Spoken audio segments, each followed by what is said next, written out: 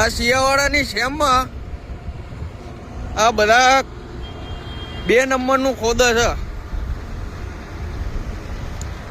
આ જુઓ ખનીજ માફિયાઓ આ બધા.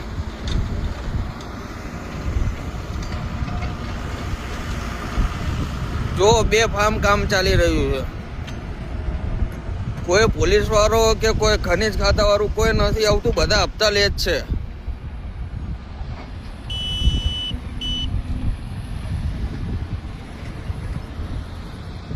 આ જુઓ એમના ડમ્પર.